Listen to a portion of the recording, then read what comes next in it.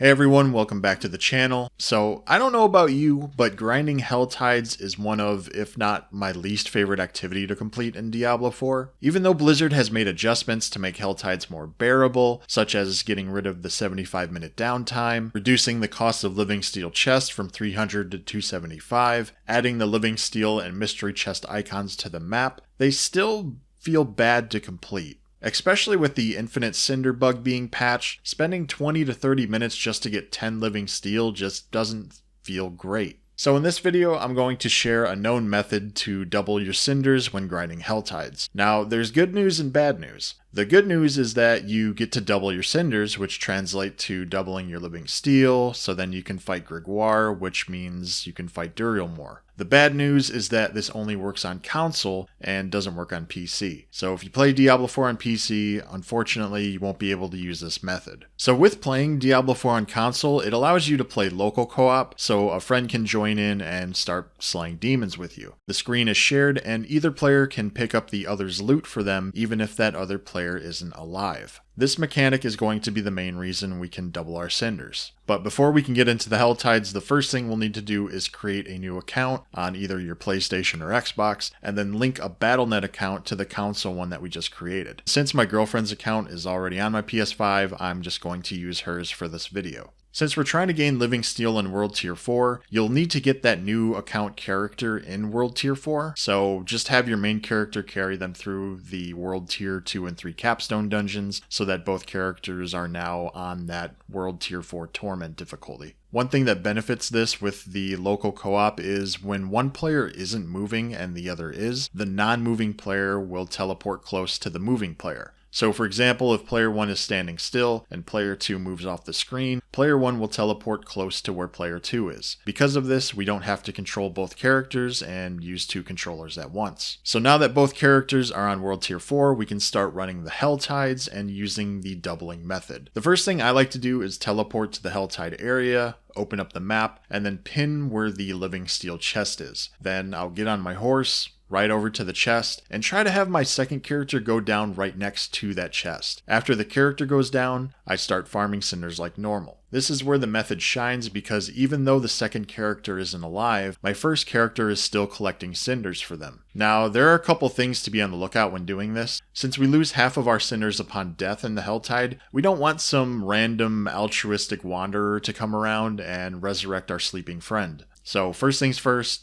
turn off crossplay. This way, for example, in my case, I'm only playing with other people on PS5. We also don't want to leave the map cluster we're in because that will automatically resurrect the second player. So when you open up the map, you can see these little clusters with white lines showing the different areas. So just make sure you stay in that same area, otherwise your underlevel character will resurrect and then immediately be taken out and lose half their cinders. So once we gain the 275 cinders for both characters, make your way back to that living steel chest and clear all the enemies in the area. I like to have just a wide open radius around the chest so that no enemies can sneak up on me and one hit my underleveled second character. Once the enemies are cleared, resurrect player 2 and immediately have them opening the living steel chest. Once player 2 opens the chest, have your main character do the same, and congrats, you just gained 10 living steel in half the time. Now we just go to the other living steel chest and redo the steps. And if you want to take it a step further, if you have another high level character, you can create another low level alt, carry them to World Tier 4, and then open one or two more chests in the same Helltide,